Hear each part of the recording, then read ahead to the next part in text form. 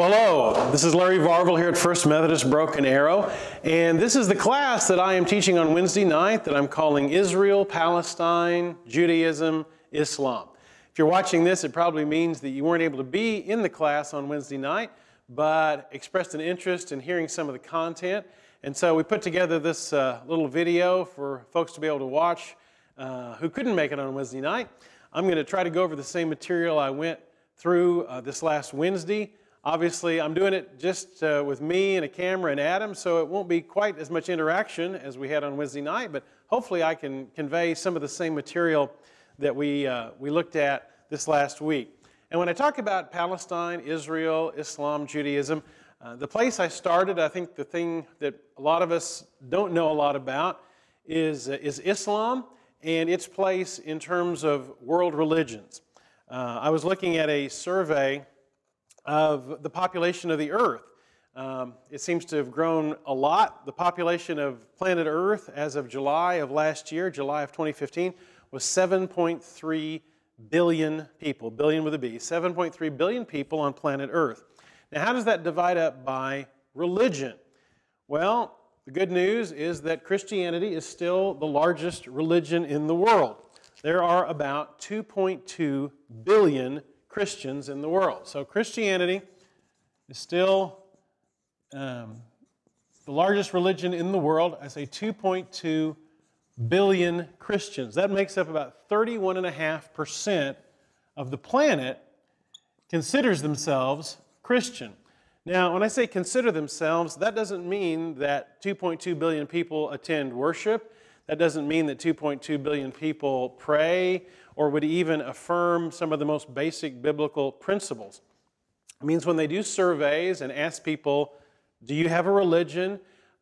That many people identify themselves as Christian. That may not mean anything other than that they were raised in a Christian culture. It may not have much to do with their practices or their belief. But 2.2 billion of the world's 7.3 billion inhabitants consider themselves Christian. Now, the second largest religion on planet Earth is Islam, that we'll be talking about here in a moment. Islam clocks in at 1.6 billion folks on planet Earth. That's about 22.3% of the world. So almost a fourth of the people in the world consider themselves to be Muslim. They are part of the religion called Islam.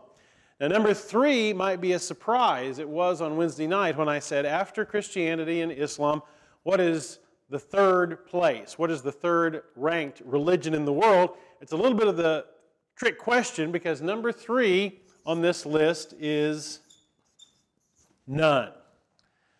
About 1.1 billion people, which makes up about 15.3% of the population of the world, say they have no religion at all. They would identify themselves as atheist or agnostic. That may come as a little bit of a shock that many people consider themselves to have no religion whatsoever.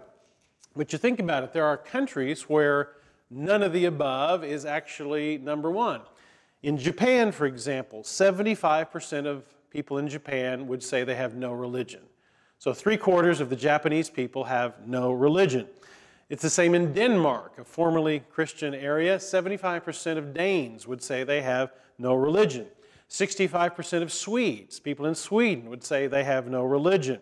55% of the people in France, no religion. About 50% of the people in the Netherlands, no religion. About 50% of people in Finland, no religion. Shockingly, even in the United Kingdom, England, almost 40% of folks in Great Britain and Scotland and Northern Ireland would say none of the above when it comes to religion. About 40% of Germans, about 35% of New Zealanders. So you see why there are so many people who would say none. Much of Western Europe, which used to be a bastion of Christianity, now the leading religion in many of those Western countries is none of the above. So when we think about world religion, Christianity still has the largest number, 2.2 billion. Islam at 1.6 billion. None of the above at 1.1. Hinduism is number 4. A lot of that, of course, in India. There are right at 1 billion Hindus in the world. That's about 14% of the population. So you see, these are all the majors: Christianity, Islam, none of the above, Hinduism. You get to number 5 and it starts to be much, much less. Number 5, Chinese ancestor worship, about 400 million. Buddhism, which is really an offshoot of Hinduism, about 3.7 million. We've been talking about Judaism, and we will be talking about Judaism. Judaism is all the way down at number 11. There are only about 14 million Jews in the world. Much, much, much smaller than these other religions. Only 14 million Jews. But tonight, or today, I want to talk about Islam. And when we think of Islam, a lot of folks, of course, think of the Middle East. They think of the countries that we read about in the news so often: Iraq, Iran, Pakistan, Afghanistan. And indeed, those are Muslim countries, but the majority of Muslims do not live in the Middle East. The largest number of Muslims live in Indonesia. 206 million Muslims live in Indonesia. That's the country with the largest population of Muslims. The second largest population of Muslims is Pakistan, about 180 million Muslims in Pakistan. 160 million Muslims live in India. Even though we still think of India as primarily a Hindu country, there are still a large number of Muslims in India. Of course, we know that Bangladesh and India split into two nations, with the idea being India would be a Hindu nation, Bangladesh would be a Muslim nation. And indeed, there are 132 million Muslims in Bangladesh. There are many Muslims in Africa, 80 million in Nigeria. Then we get to those countries that we think of more typically when we think of the Muslim world. Iran is almost all a Muslim country, about 75 million Muslims in Iran, about 70 million in Egypt, about 70 million in Turkey. We get to the smaller countries: 36 million in Algeria, about 30 million in Morocco, about another 30 million in Afghanistan, another 30 million in the Sudan, about 30 million in Iraq, about 28 million in Ethiopia. And then when we often think of Islam, we think of Saudi Arabia, we think of Arabs. Well, there are 27 million Muslims in Saudi Arabia. One of the things to remember is that we in the West sometimes confuse the word Arab with the word Muslim. Not all Muslims are Arabs, and not all Arabs are Muslims. Many Arabs are Muslims, but they are a small piece of worldwide Islam. Someone who is from the Arabian Peninsula, which is primarily where Saudi Arabia is, those folks are Arabs. But don't call someone from Iran an Arab. They're not Arabs, they're Persians. So you can't use the term Arab and the term Muslim interchangeably. That gives you a picture of where the majority of the world's Muslims are. Now, I talked about how Christianity is still the largest religion in the world. It will be that way for a while, but Pew Research says that if current trends continue, Islam is growing at twice the rate of Christianity. That means that by the year 2070, Islam will surpass Christianity as the largest religion in the world. That's not something that we are particularly happy about. If we do a better job of evangelism, that number can change. But if current trends continue in 2070, and if you're relatively young, you'll be alive for that, in 2070, if current trends continue, Islam will be the largest religion in the world. Coincidentally, this number 3 slot of none of the above, in another 35 years, by 2050, the experts predict that 1 in 4 Americans will answer none of the above. To what religion are you? That in just 35 short years, 1/4 of Americans will be either atheist or agnostic and say they have no religion whatsoever. Again, we can change that as Christians if we are willing to do the work of evangelism, if we're willing to share the good news. But this is the landscape of religion in the world. And tonight, I want to talk about Islam. Now, to talk about Islam, we have to talk about the beginnings of Islam. By the way, a lot of people maybe don't know what the word Islam means. In the media, Often you'll hear politicians say, well, Islam, that's peace, right? Islam means peace. Well, that's not quite right. The word Islam actually means submission. Submission. The word Muslim means one who submits. Now, the word Islam is actually related to the word salam, which is peace in Arabic.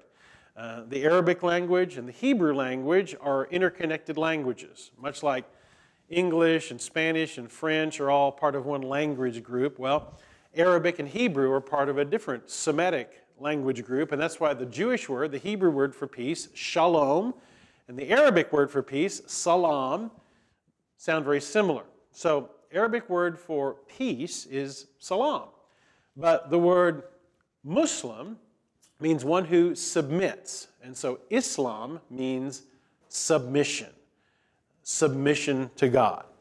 So where did Islam come from? Where did all these 1.6 billion Muslims, where is the history? Where did that start? We have to go back to the 6th century CE, or we would say AD. When you read modern history books, you'll discover that the terms BC and AD are used less and less.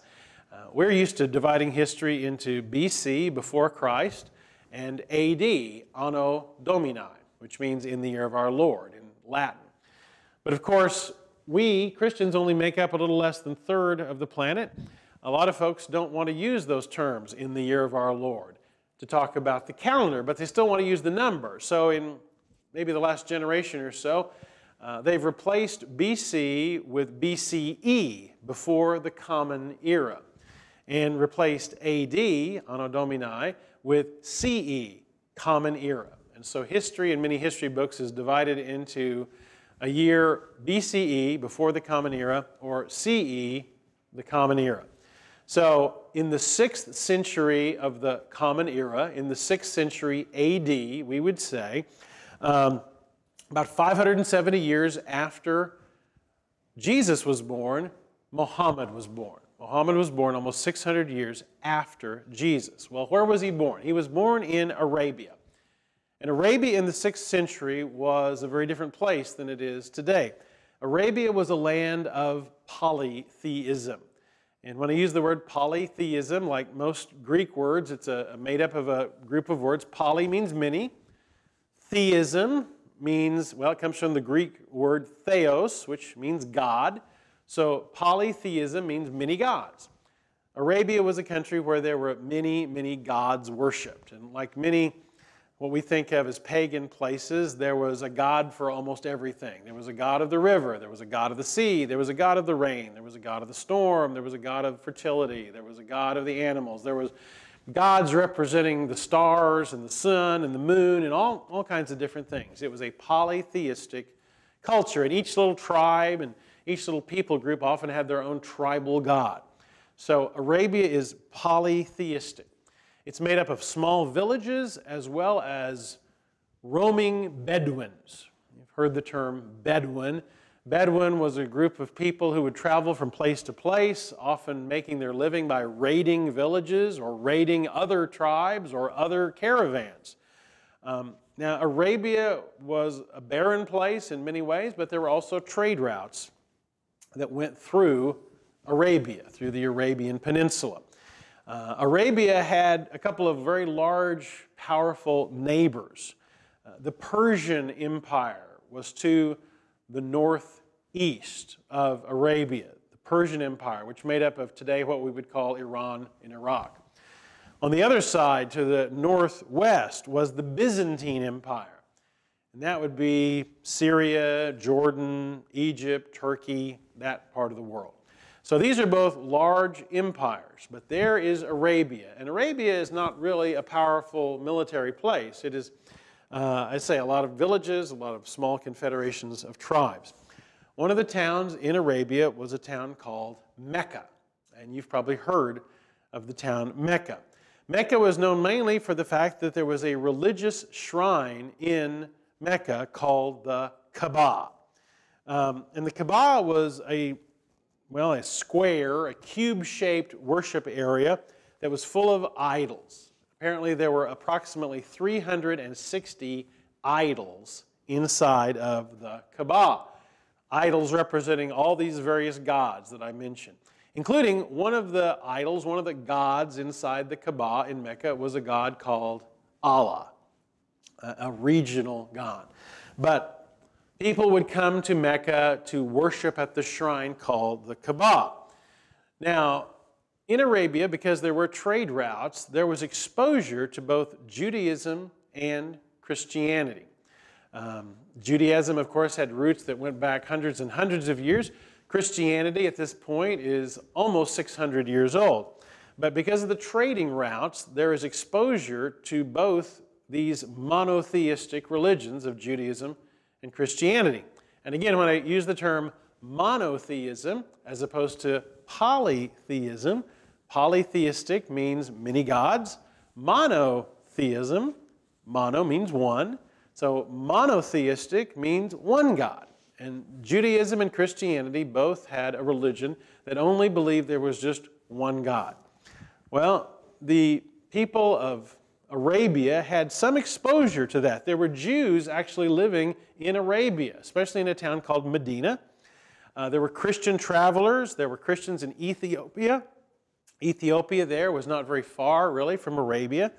And so, because of trade, there was exposure to various religions. So this is the place where Muhammad is born, on the Arabian Peninsula in the 6th century. We would say AD, others would say CE. Muhammad was born in 570 AD. He was part of what was called the Quraysh tribe. He was part of the Hashim clan, and that actually will come in important later, because the Hashim clan in Arabia, especially in Mecca, was the tribe which was in charge of the Kaaba, this religious place of worship, this cube-shaped sanctuary and temple there in Mecca. Muhammad's father died while he was still a boy, actually when he was still an infant. His father was a trader. His father died on a trading journey, actually before Muhammad was even born. And so Muhammad was raised by his mother. His mother's name was Amina. Now, there are many stories about Muhammad's childhood. These came much later. There are what are called hadiths. Hadiths are the legends of Muhammad, the stories about Muhammad. These aren't part of the Holy Scriptures of Islam. These aren't part of the Quran. These are writings and stories about Muhammad that developed much later. And one of those hadiths, one of those stories about Muhammad says that when he was still an infant, he was being nursed by a Bedouin woman. His mother, Amina, had taken him to a Bedouin woman as a wet nurse to be nursed there. And it says that one day when he was still an infant nursing from the wet nurse, that two angels appeared to him, Gabriel and Michael, and that they took the child Muhammad, when he was still an infant, and cut open his chest, took out his heart, and it says they removed a black spot from his heart. So think about that legend. The angels, Gabriel and Michael, take the infant Muhammad, cut open his body, cut open his chest, pull out his infant heart, and it says they cut out a black spot, put that heart back into his chest, and sealed it up. Now, why would this legend arise that the angels cut a black spot out of Muhammad's heart? Well, it symbolizes that from that point forward, Muhammad was sinless, that he was perfect, that the angels had removed the black spot of sin out of his heart. And from that moment forward, he was a perfect man, a sinless man. Muhammad grew as a child. Now, when Muhammad was 6 years old, his mother died, and he was left now in the care of his uncle, Abu Talib. He ended up traveling with his uncle in caravans as a trader, as a merchant, all across the Arabian Peninsula, even into Iraq. And because of that, had much interaction with cultures and religions of different types. We're pretty certain he had contact with Christians, they had contact with Jews, and they had some contact even with their religious writings. one of the hadiths about Muhammad, one of these legends about Muhammad that was written after he was an adult, says that when he was still a child, traveling with his uncle Abu, that his caravan was approaching a Christian monk by the name of Bahira. And when the Christian monk saw the caravan approaching, he saw a heavenly glow surrounding this caravan, that he pointed to the child Muhammad and said, "This child is a prophet." That later they examined Muhammad's back, and there was the mark of the prophet between his shoulder blades. We're never told what the mark of the prophet looked like. Was it a mole? Was it a tattoo? Was it a birthmark? We're not sure. But supposedly this Christian monk identified Muhammad as a prophet. And so Muhammad grew up as a boy, traveling with his uncle, interacting with people of all different cultures and religions. Now, Muhammad was a poor boy. He had no inheritance from his parents. He had really no money whatsoever. When he was 25 years old, he met and married a widow who was 15 years older than he was. He was 25, she was 40. Her name was Khadijah. Khadijah, a wealthy widow that Muhammad married. She was 15 years his senior. Now, she was his favorite wife. She bore him many children. She bore him 4 daughters and several sons, all of whom died as children. Only one of the children born to him with Khadijah lived and survived to adulthood. That was the one daughter, Fatima. Fatima, the only surviving child of his marriage to Khadijah.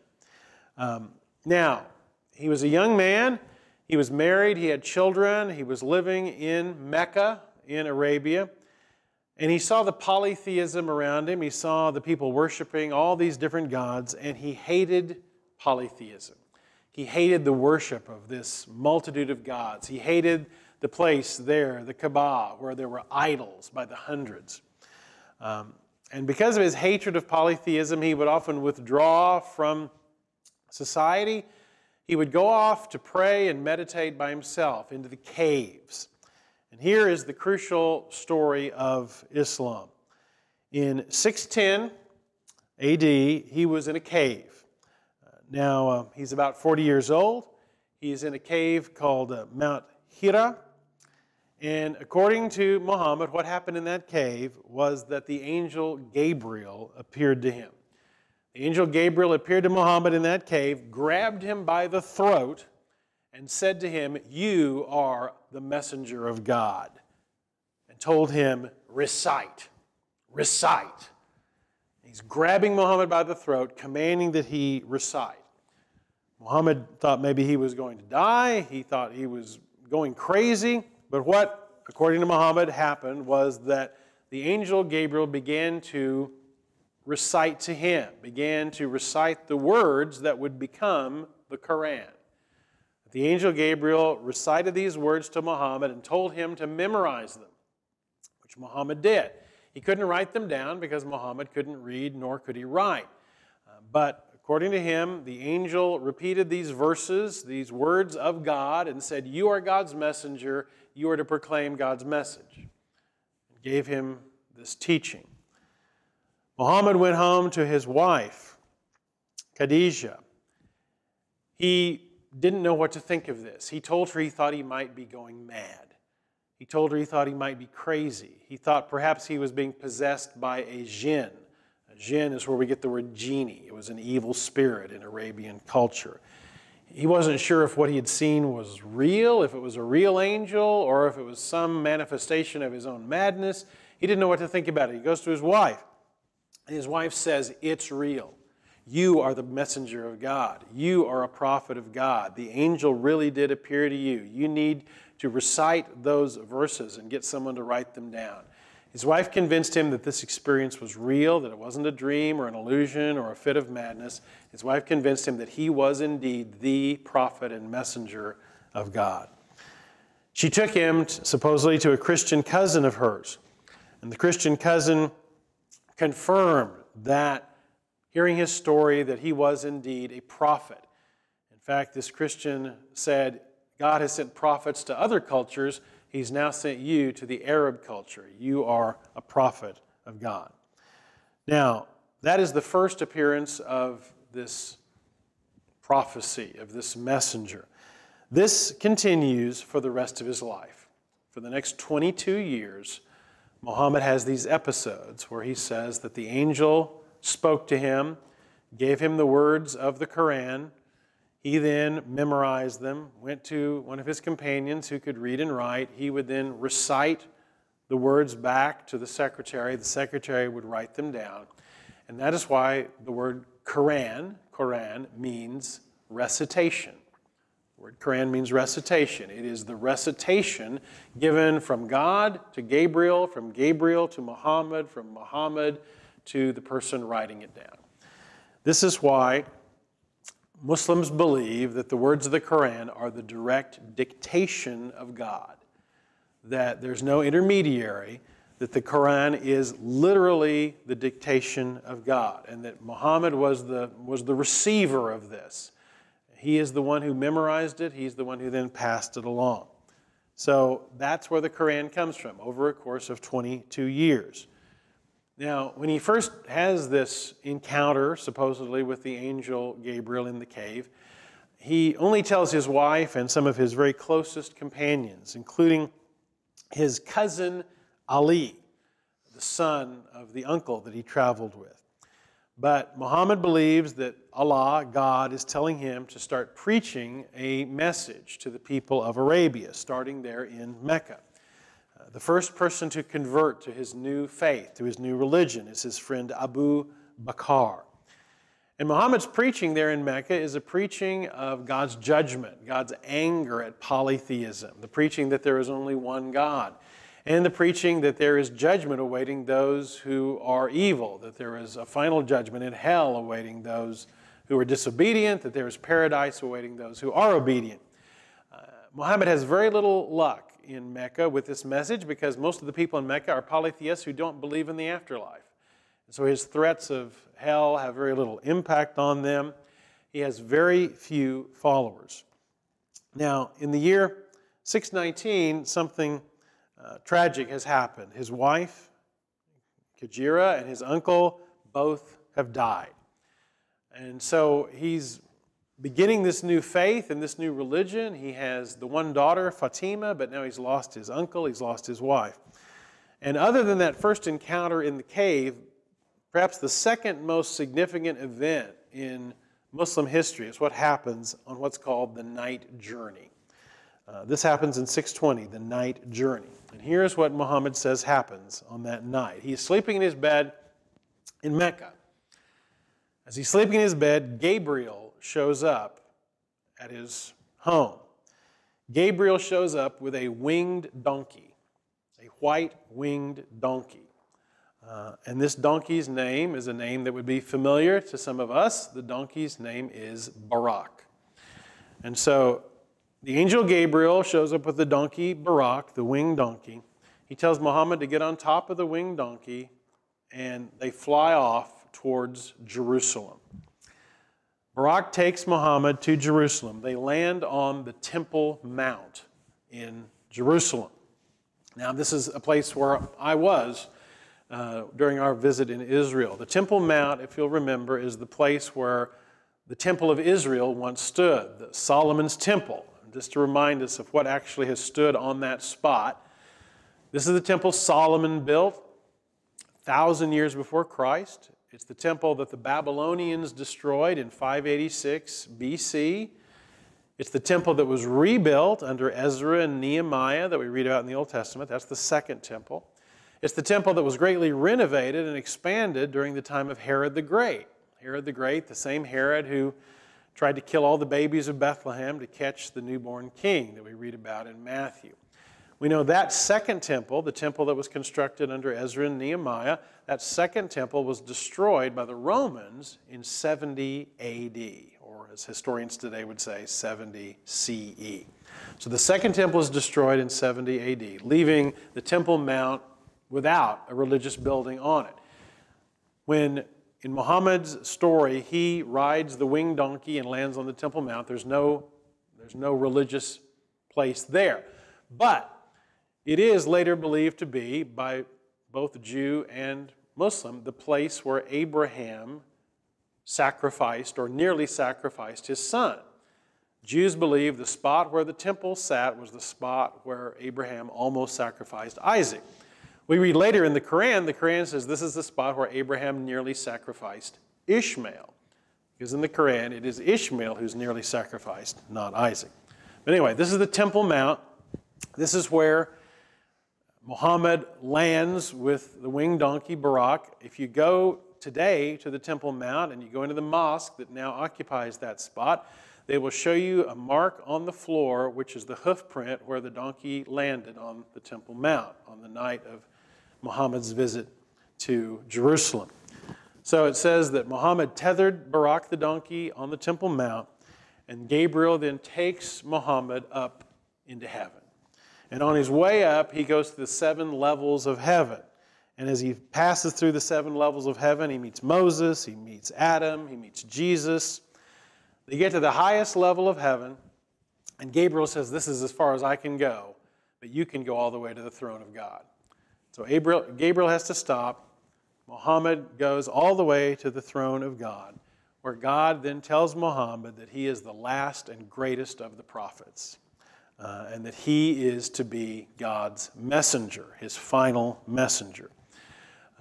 He then, after he receives that message from God, goes back down the levels and gets back on the donkey and flies back to Mecca and is back in his bed before the sun is up.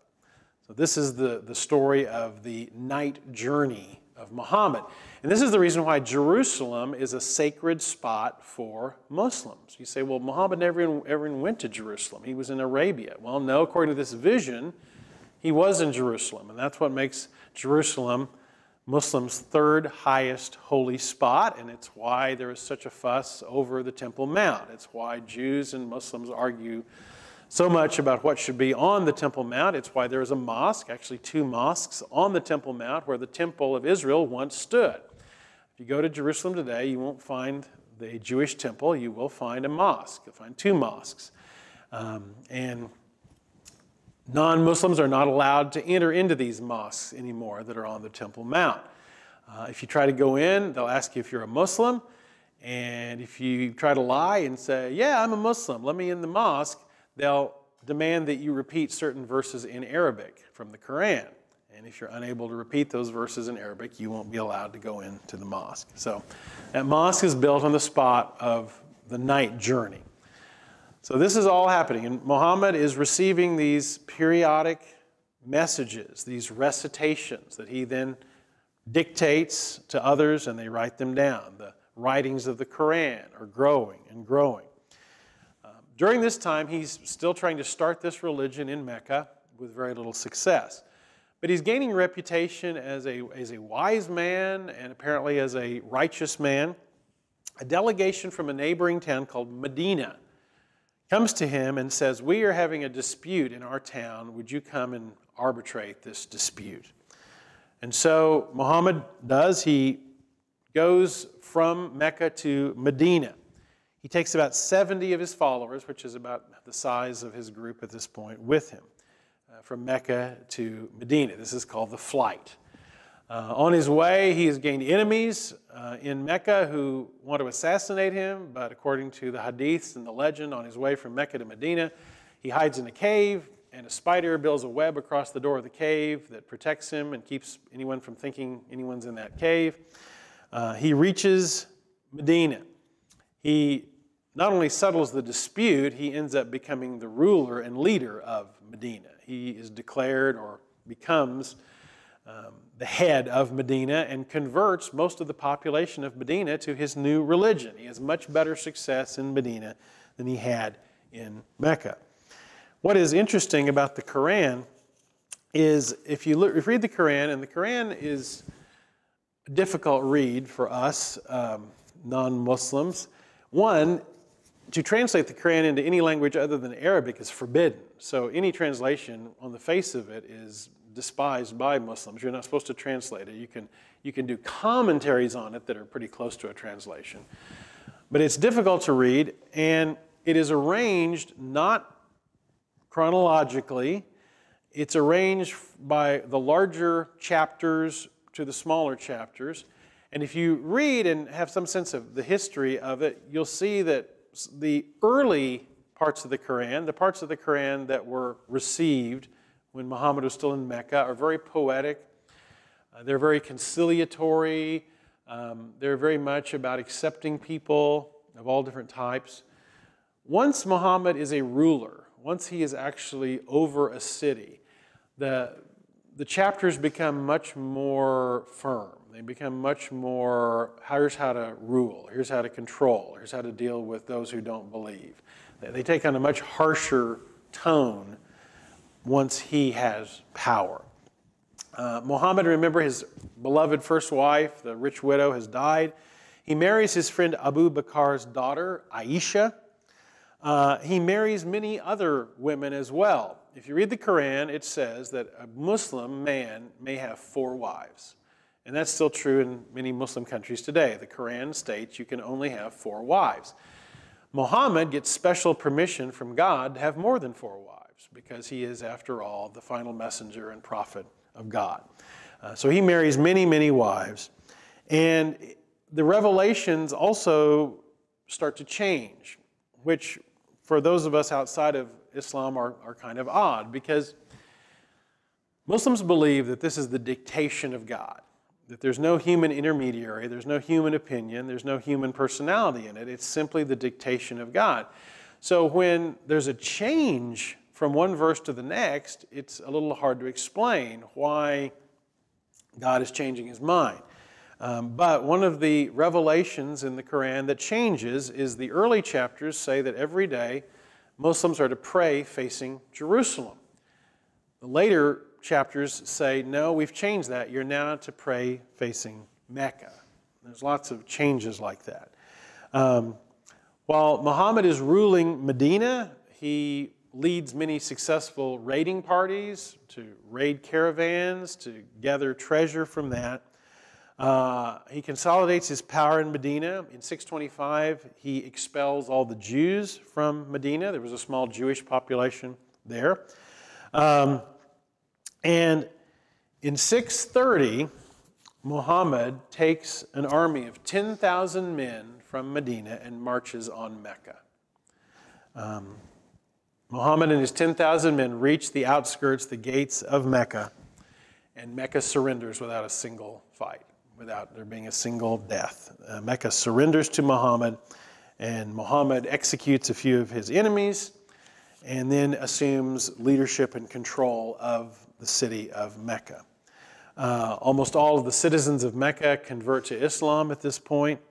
And here's what's, no matter what you think about Islam and Muhammad, here's a pretty amazing thing. In 630, Muhammad marches on Mecca with 10,000 men from Medina and captures the city of Mecca. That's in 630. Within 1 year, by 631, Muhammad controls the entire Arabian Peninsula. For the first time in history, Muhammad unites all the tribes, all the villages, all the people, all the Bedouins, unites the entire Arabian Peninsula. All of Arabia is now Muslim, under his control, just 1 year later. So, he's now in control of Arabia. He is the most powerful man in that part of the world. And the next year, 632, he dies. At the height of his power, Muhammad dies. But remember, this is now 632. It has been 22 years since that first revelation in the cave in 610. So there's 22 years worth of recitations, and those 22 years worth of recitations make up today the Quran. The Quran is about 3/4 the size of the New Testament. It's not a really lengthy book, but it's divided into chapters, and some of them are long, some of them are short, but it contains these revelations of Muhammad across the 22 years. They change a lot. I'll talk about that a little bit more later. But the point is that Muhammad saw himself as the final and greatest messenger of God. He's a prophet and a messenger. And the Quran has quite a bit to say about other characters that we would recognize from our Bible. The Quran talks about Noah, talks about Adam, talks about Abraham, talks about Moses, talks about Jesus. But consistently, the Quran says that Muhammad is the greatest of prophets and the final prophet. The Quran talks about people of the book. People of the book are the monotheists, the Jews, the Christians, the Muslims. And the people of the book are held in a different regard, a higher regard than those who are the polytheists, those who have multiple gods. The Quran looks up to Moses for the law, David for the Psalms, Jesus for the Gospels, and then Muhammad as the final revelation. He is called the seal of the prophets. You see, now one of the things I think that a lot of folks don't quite get about Islam is people who are Christians often think, oh, well, Islam must be like Christianity. You just substitute Muhammad for Jesus, and then you have it figured out. No, that's not what it's like really at all. One, Muhammad is a very, very different person than Jesus. Muhammad is a military commander. Muhammad is a man who had raiding parties, a man who executed his enemies. He is a military leader, and a very different personality from Jesus. The other thing is that when we talk about the relationship between Christianity and Islam, in Christianity, we would say Jesus is the Word of God. John chapter 1, in the beginning was the Word, and the Word was with God, and the Word was God and dwelt among us. And the Word became flesh.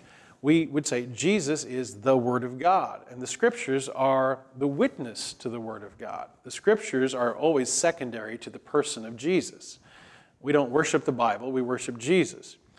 For Muslims, the Quran is the Word of God, and Muhammad is the messenger who delivers the Quran. So instead of saying, as Jesus is to Christianity, Muhammad is to Islam, no. As Jesus is to Christianity, the Quran is to Islam. The Quran is, for them, the Word of God. And that's why, when you heard about news stories of Muslim prisoners, if they saw a Quran being mistreated, they would go nuts. If they heard of someone tearing a Quran, burning a Quran, mistreating a Quran, it is an incredibly huge offense to a Muslim, because for them, this is the literal dictation of God. This is the timeless dictation of God. Now, we read the Quran, and I don't profess to be an expert in the Quran by any means, but we read it and it seems rambling and repetitive and confusing and contradictory and all kinds of other things. To the Muslim, it is the perfect book. And you ask a Muslim, how do you know Muhammad's claims are true? How do you know that he really did encounter an angel in a cave? How do you know that his story is correct? It was just him and an angel in the cave. How do you know any of this is true? He didn't ever do a miracle. And the answer of a Muslim is, the Quran is a perfect book, and all you have to do is read the Quran and you'll know that no human could have ever written this book. They said the Quran itself is a miracle because no human author could possibly have written something so amazing, so beautiful as the Quran. We read it and don't come to the same conclusion. But that is, for a Muslim, that is the proof that Muhammad is indeed the final prophet, is the Quran itself is a perfect book. Muhammad has a lot of titles. Besides prophet and messenger, he is called the Mustafa, which means the chosen one. And the Quran is the basis of modern Arabic language. It is taught everywhere. You cannot escape the Quran in the Muslim world. It is constantly playing on the radio. It's constantly playing on television. It is written on every surface. People, from the time someone is born, the very first thing when an infant is born, his father reaches over and whispers into his ear words from the Quran. If you're born into the Muslim world, you are surrounded by the Quran continually all of your life. As I said, it's divided into chapters. Those chapters are called surahs. Some of them are very short, just 3 verses. Some of them are very long as 286 verses. They are all in first person. In other words, God is the one speaking in the Quran. It always says, I, God, say this. I, God, say that. It's all in first person from the standpoint of God. If you go into a taxi in the Muslim world, the Quran will be playing on a recording. If you go into the schools, of course, the Quran is the textbook in the Muslim world. There are competitions in the Muslim world to memorize the entire Quran. You cannot escape the Quran. Now, you'll see if you go into a mosque, which you can go into mosques here, you can't go to the ones in the Temple Mount, you can go into mosques here, you'll see no pictures of any kind. One of the things Muhammad took very seriously, which he picked up from Judaism but took to the next level, was there are never to be any kind of pictures or images or sculptures or paintings of anything, a human, an animal, or anything. So you go into a mosque, you won't see any pictures. You will see beautiful calligraphy all around the walls of verses from the Quran. Now I mentioned that one of the things that puzzles us in the West about the Quran is that for a book that is supposed to be eternal, dictated by God, there are places where there are differences, where things don't agree with each other, where there seem to be changes from one verse to the next. And one that's kind of easy to point out is how Muslims view alcohol and how the Quran talks about alcohol. From the early surahs to the later surahs. One of the earliest surahs, Surah 1667, says, "Wine is a gift of God." A later surah, Surah 219, and remember the numbers don't mean chronology, Surah 219 says, "Wine, both good and evil, come from wine." A later one, Surah 443, says, "Don't come to your prayers drunk." A later one, Surah 590, says, "Wine is the work of the devil." So, an early surah says wine is a gift of God. A later surah says wine is the work of the devil. And if as a Westerner you say, well, wait a minute, if this is the dictation of God, how is it that you have one surah that seems to be in direct contradiction with another surah? And you won't get much of an answer to that question. As I said, the Quran is a relatively short book compared to the New Testament. But there are hundreds and hundreds and hundreds of stories about Muhammad outside of the Quran. These are called the hadiths. And Muslim scholars debate the authenticity of hadiths. Like, this one is definitely true, this one's probably true, this one might be true, this one is doubtful. And ones like the night journey to Jerusalem with the donkey, that one is the one that they know absolutely is true. Other hadiths have some level of skepticism about them. And so it's the combination of the Quran, which is the dictation of God, the recitation of God, and the hadiths, which are the legends of Muhammad, which make up Islam as a religion. Now, there are what are called the 5 pillars of Islam. And these are the 5 basic things you have to do if you're a Muslim. There are 5 requirements, they say they're called pillars of Islam. And these 5 things are the foundation of Islam. Let me mention what those 5 are. The first one is the Shahada.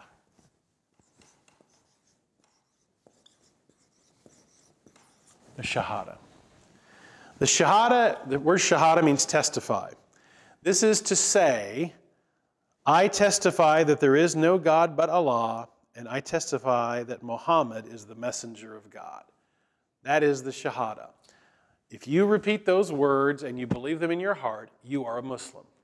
There's no baptism to become a Muslim. There's no other initiation to become a Muslim. The way you become a Muslim is to repeat that phrase and mean it in your heart. And if you repeat that phrase and mean it in your heart, you're a Muslim. And what Muslims would say is once you repeat that phrase, you revert to being a Muslim. Because, of course, they say in the beginning of creation, the whole world was Muslim. Everyone was Muslim. Everything is Muslim. And it is other religions that corrupted that. And so if you become a Muslim, you're simply coming back to the way the world was meant to be. So the first pillar of Islam is the Shahada, the testimony. The second pillar of Islam is the Salat, which means prayer. If you're a Muslim, you're required to pray 5 times a day. And again, if you're in a Muslim country and Of course, Israel is a Jewish country primarily, but has a heavy Muslim population. And so when we were on the Temple Mount, and in the old city of Jerusalem, there is a mosque right there in the middle of everything. And next to the mosque is a tall tower called a minaret. And 5 times a day, a recording comes out of that tower that is the call to prayer. It's telling every Muslim, stop what you're doing, it's time to pray. That happens 5 times a day. Once before dawn, once at noon, once at mid-afternoon, once at sunset, once in the middle of the evening. So those 5 times a day, if you're a Muslim and you hear coming from the minaret, or of course if you're a Muslim living in a Western country, there are apps and all kinds of other technological ways, alarms that go off on your phone or computer that tell you it's time for prayer. You would then pull out your prayer rug, and you have to kneel all the way with your forehead on the ground, and you recite certain prayers that are prescribed for each of those 5 times a day. You might say, why 5? You know, why not 6? Why not 10? Why not 3? Well, there's a hadith about that. And one of the hadith that says, here's why it's 5. It says, remember I said the day that, or the night that Muhammad traveled up to the throne of God? He was taken on the night journey by Barak the donkey. He goes up to the throne of God. The story is that when Muhammad was in the presence of God, God said that all people should pray 50 times a day. 50 times a day. And Muhammad's on his way back down. He runs into Moses. I mean, it sounds like a joke, doesn't it? But he runs into Moses, and he's telling Moses, I'm supposed to tell everybody to pray 50 times a day. And Moses says, that's an awful lot of prayer. Why don't you go ask God if he'll reduce it a little bit? So Muhammad goes back up to the throne of God and says, Allah, 50 is an awful lot, maybe less. How about less? And he and God barter back and forth until they get it down to 5, which reminds us of the Old Testament story of Abraham and God arguing about how many righteous people are in Sodom and Gomorrah before it'll be destroyed. But anyway, so Muhammad gets it from 50 to 5. All Muslims gather Friday at noon for communal prayer. Christians gather on Sundays, Jews gather on Saturdays, Muslims gather on Fridays. Friday at noon is the time you'd go into a mosque. If you've ever been in a mosque, or if you've even seen pictures of a mosque, you'll notice there's no chairs, there's no pews in a mosque. It's a big open floor. That's because you have to get down on the floor and get on your knees with your forehead touching the ground to pray during the Friday prayers. So the second pillar of Islam is salat, which literally means prostration, to prostrate yourself, to pray. The third pillar of Islam is zakat, which is the offering. Muslims are required to give 1/40 of their income back to the mosque, 2.5%, which sounds like, well, that sounds like a bargain compared to us Christians on our tithing. One, it's not optional, it's a tax. It is to be used for helping the poor or promoting Islam, is what that is used for. But of course, that's the beginning place. People are urged to give much more than that. But you're taxed at the level of 2.5%. The fourth pillar is called Sawm. It means fasting. Fasting during the month of Ramadan. Ramadan is the 9th month of the Muslim calendar. They're on a lunar calendar.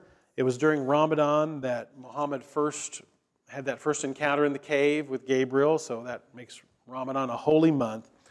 But the fasting during Ramadan is kind of unusual fasting. You have to fast from sunrise to sunset each day of that month.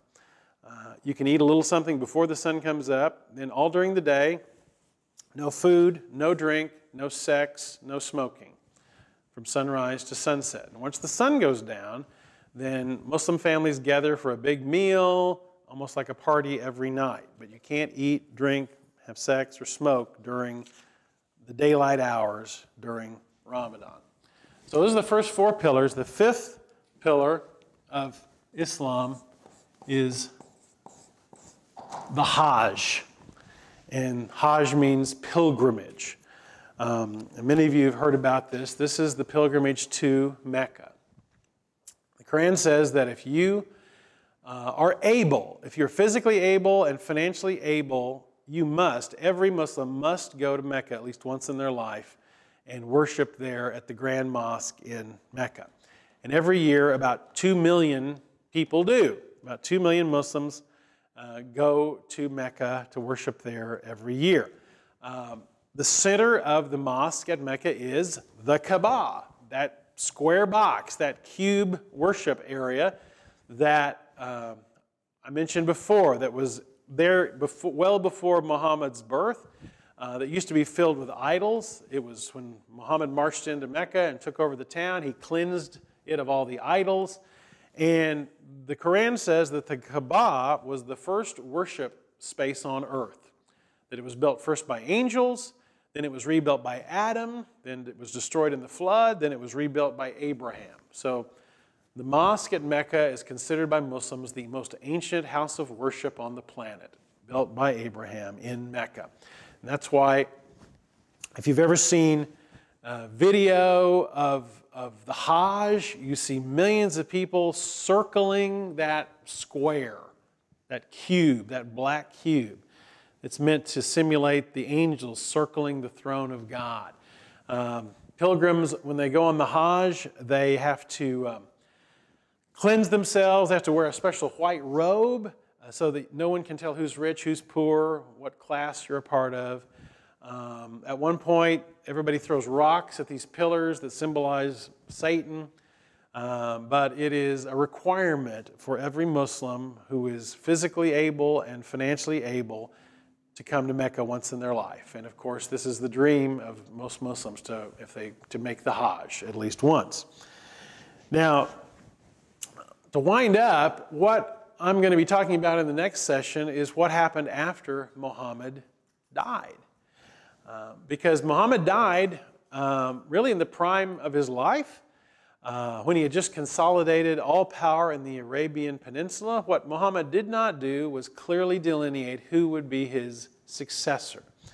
And when he dies, there is great turmoil in his followers, because some of his followers believe that they should choose an older man, a companion of his from the beginning, to lead the new religion, to follow the tradition, the Sunnah.